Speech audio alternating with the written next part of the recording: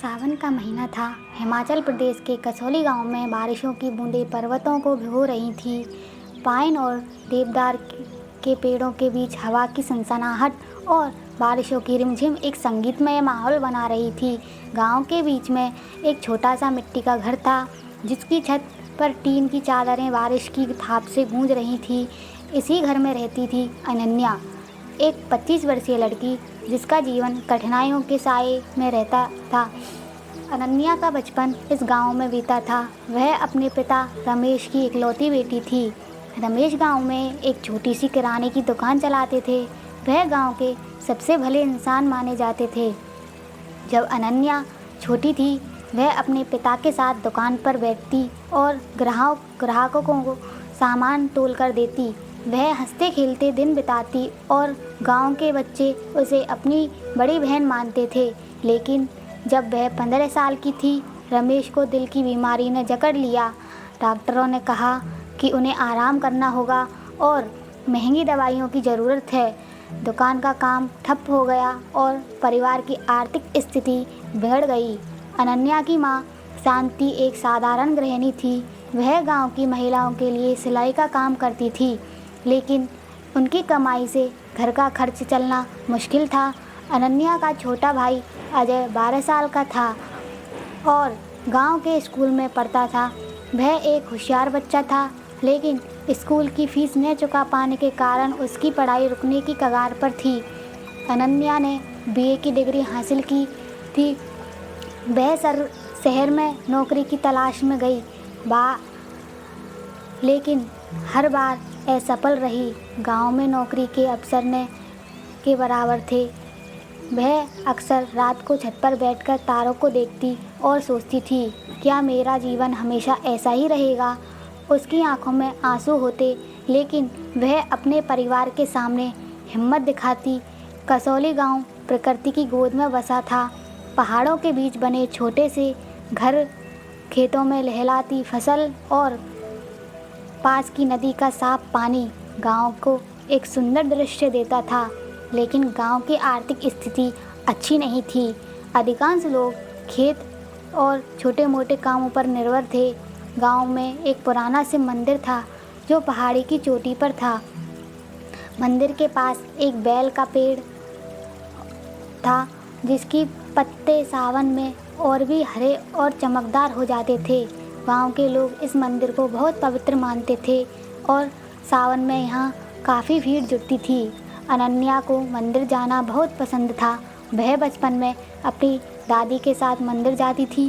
दादी उसे शिवजी की कहानियाँ सुनाती थी, कैसे भोलेनाथ अपने भक्तों की हर पुकार सुनते हैं। लेकिन जैसे जैसे अनन्या बड़ी हुई, जीवन की जिम्मेदारियाँ ने उसे मंदिर से दूर कर दिया। वह अब सिर्फ खास मौक़ों पर ही मंदिर जाती थी। एक शाम बारिश की झमाझम के बीच अनन्या घर के छोटे से शिवलिंग रूम में बैठी थी। अनन्या ने टीवी ऑन किया और चैनल्स बदलते हुए एक धार्मिक चैनल पर रुक गया। वहाँ एक कार्यक्रम चल रहा था जिसमें लोग अपनी कहानियाँ साझा कर रहे थे कि कैसे सावन में शिवजी ने बेलपत्र चढ़ाने से उनकी ज़िंदगी बदल गई। पहले व्यक्ति, एक बुजुर्ग ने बताया कि उनकी बेटी की शादी की समस्या हल हो गई।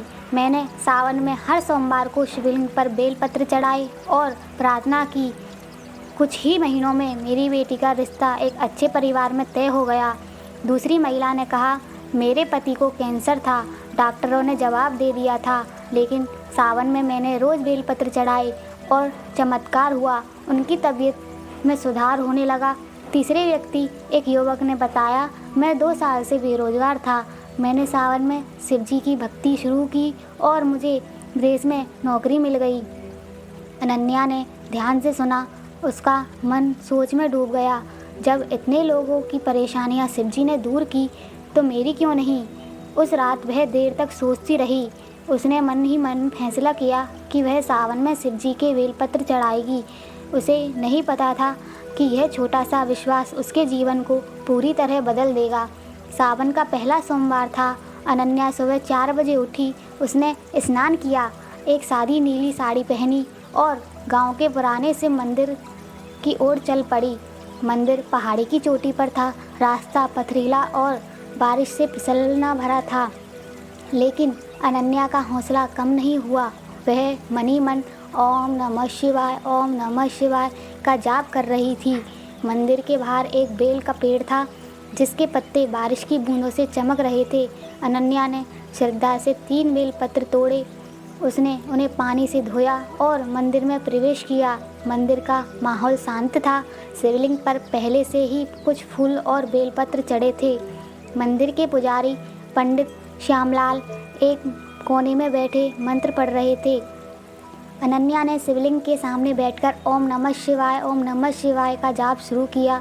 उसने बेलपत्र शिवलिंग पर चढ़ाए और प्रार्थना की, हे भोलेनाथ, मेरे परिवार की परेशानियां दूर करें, मेरे पिता को स्वास्थ्य दें, मुझे नौकरी दें और मेरे भाई को पढ़ाई पूरी हो सके।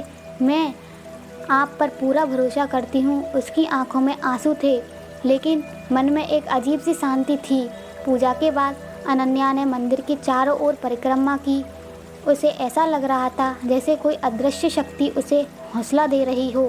पंडित श्यामलाल ने उसे देखकर मुस्कुराते हुए कहा, बेटी, तुम्हारी श्रद्धा सच्ची है, शिवजी तुम्हारी पुकार जरूर सुनेंगे। अनन्या ने सिर झुकाया और घर लौट आई। पहले हफ्ते में ही कुछ खास नहीं हुआ। अनन्या रोज सुबह मंदिर जाती, बेलपत्र चढ़ाती और प्रार्थना करती। उसे लगता था कि उसका मन हल्का हो रहा है। वह अब पहले की तरह उदास नहीं रहती थी। गांव के लोग उसकी एक नई दिनचर्या को देखकर हैरान थे। मंदिर में एक बुजुर्ग महिला दादी माँ ने कहा, बेटी, तुम सही रास्ते पर हो, शिवजी सब ठीक करेंगे। सावन का दूसरा सोमवार आया। उस दिन मंदिर ने लौटते समय अनन्या की मुलाकात गांव के स्कूल की प्रिंसिपल सरोज मैडम से हुई। सरोज मैडम ने उसे देखकर मुस्कुराते हुए कहा, अनन्या, मैंने सुना है तुम ग्रेजुएट हो। हमारे स्कूल में एक अस्थायी शिक्षक की ज़रूरत है। क्या तुम इंटरव्यू देने आ सकती हो? अनन्या को अपने कानों पर विश्वास नहीं हुआ। उसने तुरंत हाँ कहा। अगले दिन इंटरव्यू हुआ। अनन्या ने अपनी शिक्षा और गांव के बच्चों को पढ़ाने की इच्छा के बारे में बताया। सरोज मैडम उसकी सादगी और उत्साह से प्रभावित हुई। उसी दिन अनन्या को अस्थायी शिक्षिका के रूप में नौकरी मिल गई। वेतन ज़्यादा नहीं था, लेकिन यह उसके लिए एक बड़ी शुरुआत थी। घर लौटकर अनन्या ने माँ को यह खबर सुनाई। शांति की आंखों में खुशी से भर गई। उसने कहा, यह शिवजी की कृपा है बेटी। अनन्या को भी यही लगा। उस रात उसने घर में एक छोटी सी शिवलिंग की तस्वीर के सामने दीपक जलाया और अनन्या धन्यवाद दिया। उसे विश्वास हो गया कि शिवजी उसकी पुकार सुन रहे हैं। कुछ दिनों के बाद और आश्चर्यजनक घटना हुई। अनन्या के पिता रमेश की तबीयत पिछले कुछ महीनों से बहुत खराब थी। डॉक्टर ने कहा था कि उसकी दवाइयाँ महंगी हैं और इलाज लंबा चलेगा। लेकिन एक दिन गांव के एक वैद्य पंडित रामदास अनन्या के घर आए। वह गांव के सबसे सम्मानित वैद्य थे, जिन्हें जड़ी बूटियों का गहरा ज्ञान था। पंडित रामदास ने कहा, अनन्या, मुझे सपने में शिवजी के दर्शन हुए। उन्होंने कहा कि रमेश जी को ठीक करना मेरा कर्तव्य है। मैं उनकी जड़ी बूटियों से दवा तैयार करूंगा और इसका कोई खर्चा नहीं होगा। अनन्या और उसकी माँ अवाक रह गई। वैद्य ने अगले दिन इलाज शुरू किया। उन्होंने रमेश को कुछ खास जड़ी बूटियाँ दी और रोज़ उसके स्वास्थ्य की जांच करने लगे। कुछ ही हफ्तों में रमेश की तबीयत में सुधार होने लगा। वह अब बिस्तर से उठकर थोड़ा थोड़ा चलने लगा। अनन्या की आंखें नम हो गईं। उसे यकीन नहीं हुआ कि यह शिवजी की कृपा है। उसने माँ से कहा, माँ, शिवजी सचमुच हमारी सुन रहे हैं। शांति ने सिर हिलाकर सहमति दी और कहा, बेटी, तुम्हारी भक्ति ने यह चमत्कार किया है। सावन का तीसरा सोमवार आया। अनन्या अब और अधिक उत्साह के साथ मंदिर जाती थी। उसने इस बार बेलपत्र के साथ कुछ फूल और दूध भी चढ़ाया। पूजा के दौरान उसे ऐसा लग रहा था जैसे शिवलिंग पर एक विशेष चमक है। वह घंटों मंदिरों में बैठी रही, ओम नमः शिवाय का जाप करती रही। उसी दिन स्कूल से लौटते समय अजय ने अनन्या को एक खुशखबरी सुनाई। स्कूल में एक ट्रस्ट ने मेधावी लेकिन गरीब बच्चों के लिए स्कॉलरशिप शुरू की थी और अजय का नाम उसमें चुन लिया गया था। उसकी स्कूल फीस माफ़ हो गई और उसे किताबों और यूनिफॉर्म के लिए भी मदद मिली। अनन्या ने अजय को गले लगाया और कहा, यह सब भोलेनाथ की कृपा है। घर पहुंचकर अनन्या ने यह खबर माँ और पिता को बताई। रमेश, जो थोड़ा बेहतर महसूस कर रहे थे, उन्होंने कहा, अनन्या, तुमने शिव जी की भक्ति से हमारे घर में रोशनी ला दी। उस रात पूरे परिवार ने मिलकर एक छोटी सी पूजा की और शिव जी को धन्यवाद दिया। अनन्या की भक्ति की कहानी अब गांव में फैलने लगी थी। गांव के लोग उसके घर आते और उससे पूछते कि उसने यह सब कैसे किया। अनन्या हमेशा कहती, यह सब शिव जी की कृपा है। मैंने सिर्फ बेलपत्र चढ़ाए और उन पर विश्वास किया। गांव के पंडित श्यामलाल मंदिर के पुराने पुजारी थे। वह 70 साल के थे और पिछले 40 साल से मंदिर की देखभाल कर रहे थे। उन्होंने अनन्या की भक्ति को देखकर कहा, बेटी, तुमने शिव जी का आशीर्वाद पा लिया है। तुम्हारी कहानी गांव के लिए एक मिसाल बनेगी। शिवलिंग भेंट किया और कहा, इसे अपने घर में स्थापित करो। शिव जी सदा तुम्हारे साथ रहेंगे। वैद्य रामदास ने भी गांव में अपनी कहानी साझा की। उन्होंने बताया कि वह कई सालों से बीमार लोगों का इलाज करते आ रहे हैं, लेकिन रमेश का इलाज उनके लिए एक विशेष अनुभव था। मुझे सपने में शिव जी ने कहा कि यह मेरा धर्म है। मैंने कभी इतना सुकून महसूस नहीं किया। गांव की स्कूल की प्रिंसिपल सरोज मैडम ने अनन्या की भक्ति से प्रभावित थी। उन्होंने स्कूल में बच्चों को अनन्या की कहानी सुनाई और कहा, सच्ची श्रद्धा और मेहनत से कभी भी असंभव नहीं है। और सावन का आखिरी सोमवार आया। अनन्या इस बार पूरे उत्साह के साथ मंदिर गई। उसने बेलपत्र, दूध और फूल चढ़ाए। मंदिर में उस दिन भीड़ थी, लेकिन अनन्या को एक अजीब सी शांति महसूस हो रही थी। पूजा के बाद वह मंदिर के बाहर बेल के पेड़ के नीचे बैठ गई।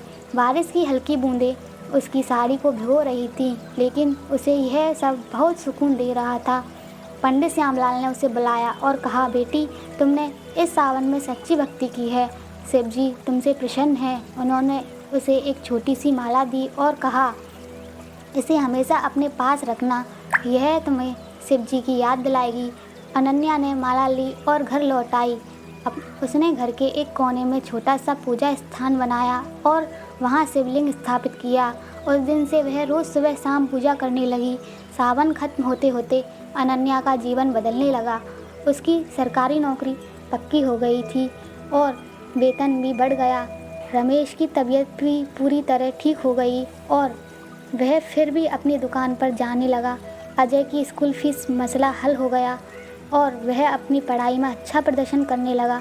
अनन्या का मन अब पहले से कहीं ज़्यादा शांत था। वह रोज़ सुबह मंदिर जाती और बेलपत्र चढ़ाती। उसे लगता था कि शिव जी हर पल उसके साथ हैं। वह अब गांव में एक प्रेरणा बन गई थी। लोग उससे पूछते कि उसने यह सब कैसे किया। अनन्या हमेशा कहती, यह सब शिव जी की कृपा है। मैंने उन्हें सिर्फ मन विश्वास के समय बितने के साथ अनन्या ने फैसला लिया कि अपनी कहानी को और लोगों तक पहुंचाएगी। उसने एक छोटा सा ब्लॉग शुरू किया जिसमें अपनी कहानी शिव भक्ति के महत्व को लिखा। उसका ब्लॉग धीरे धीरे लोकप्रिय होने लगा। लोग दूर दूर से उसे पत्र लिखते और अपनी समस्याएं साझा करते। अनन्या सबको यह सलाह देती कि सच्चे मन से शिव जी की भक्ति करें और धैर्य रखें। उसके ब्लॉग ने कई लोगों को प्रेरित किया। एक महिला ने लिखा कि उसने अनन्या की सलाह मानकर सावन में बेलपत्र चढ़ाए और उसका परिवार विवाद हल हो गया। एक युवक ने बताया कि उसे अनन्या की कहानी पढ़कर नौकरी मिली। अनन्या को यह देखकर बहुत खुश हुए कि उसकी कहानी दूसरों के लिए प्रेरणा बन रही है। एक साल बाद अनन्या को एक बड़े शहर में एक गैर सरकारी संगठन NGO में संपर्क किया।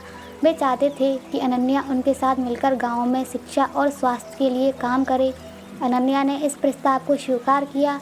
उसने अपने गांव में एक छोटा सा स्कूल शुरू किया जहां गरीब बच्चों को मुफ्त शिक्षा दी जाती थी।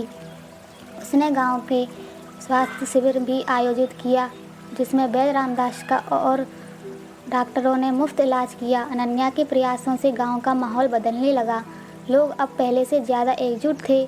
स्कूल में बच्चों की संख्या बढ़ने लगी और गाँव में एक नई उम्मीद की किरण जगी।